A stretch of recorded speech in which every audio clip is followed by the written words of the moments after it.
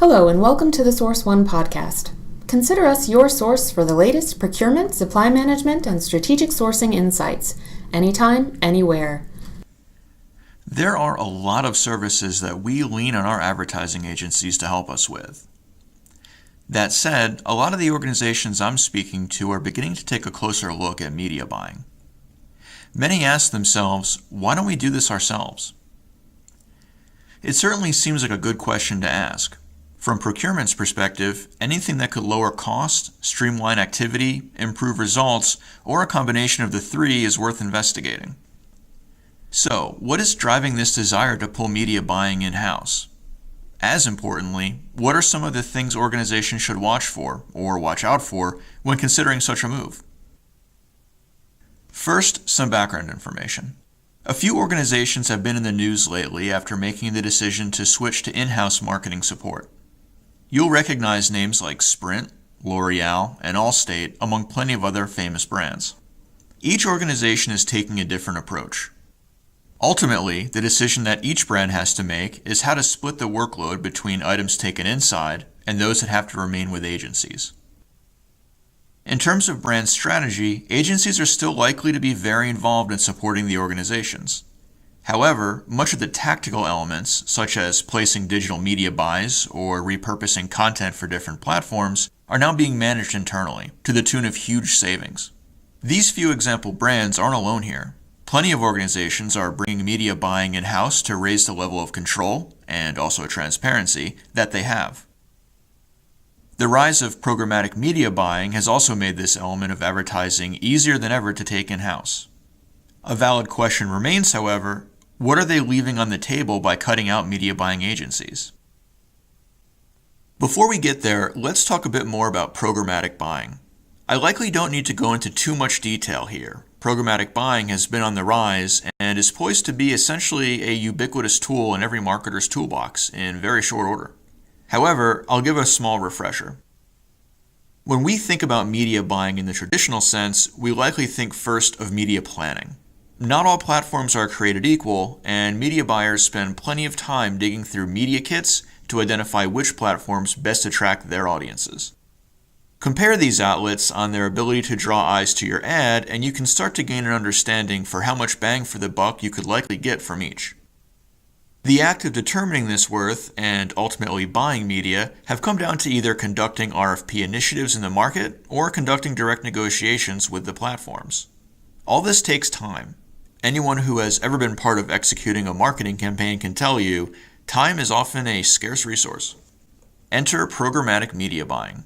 Programmatic buying means removing some of the manual elements of everything we just talked about and handing over control to an automated process. Programmatic software is used to automatically buy ad inventory in real time. This software uses algorithms to take parameters decided on by buyers and identify the best platforms for getting marketing's message out to the masses.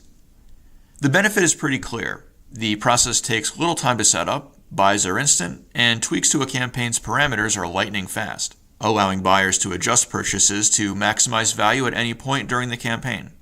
This translates into faster implementations that can better maximize ROI while reducing marketing spend by cutting out the media buying middleman. Highly targeted and highly reactive. Beats a slow-moving spray and pray method of yesterday. Plus, we're using tools that the internal teams can manage on their own. So, nuts to paying media buyers when programmatic solves all our problems, right? Well, not necessarily. First, not all outlets are created equal when looking at programmatic. Although more outlets are being considered opportunities for programmatic buying, it is still largely the most prevalent in the digital space. This isn't to say that other outlets are out of bounds. We may start seeing more programmatic billboard buys as time passes. However, many newer internal teams will likely stick to where the tool has traditionally shown, which could limit opportunities. On that topic, how green your team is will also impact your success bringing media buying in-house. Companies can't just jump in without the proper resources in play. First, they must ensure that internal teams could talk the talk and walk the walk as well as any outside agency would. This is critical, not just for the organization, but for the outlets that will be working with them directly moving forward. So far, we've talked a lot about one particular moment in time, buying a spot. In terms of programmatic, this is the task that such tools take care of. But what about everything that comes before and after? The setup and breakdown that sandwiches a buy is what you can't necessarily replace very easily with an inside team. As a single, simple example, what about make goods? Programmatic buyers can often trust automation too much. When something goes wrong and an advertiser is entitled to make goods, you need someone at the wheel to identify the error and get the outlet to correct it. Programmatic buyers can often trust automation too much. When something goes wrong and an advertiser is entitled to make goods, you need somebody at the wheel who can identify the error and get the outlet to correct it. This bird dogging is something that a media buyer will do for you, but not necessarily something a greener internal resource would even think about if they're overly steeped in a set and forget mindset that programmatic can often foster. I see plenty of value in bringing elements of media buying, among other related services, inside.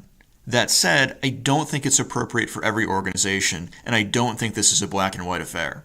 Is it right for your organization? As I said earlier, it seems like a good question to ask. So ask yourself, what skill sets does my team have today? What skills could they develop tomorrow? How can we break down the tactical and strategic tasks that make up our plans for the year? Combining all of the above, which items can we bring inside, and which need to stay in the hands of our agencies? Finding the right balance of inside and outside resources can do more than just save you money. It'll also allow your agencies to focus on more strategic elements in order to improve the overall quality of your campaigns as well. You've been listening to the Source One podcast. For more strategic sourcing and procurement insights every day, visit our blog, The Strategic Sorcerer. Want to provide feedback or suggest a topic for a future episode? Let us know at prrequest@sourceoneinc.com. Thanks for listening.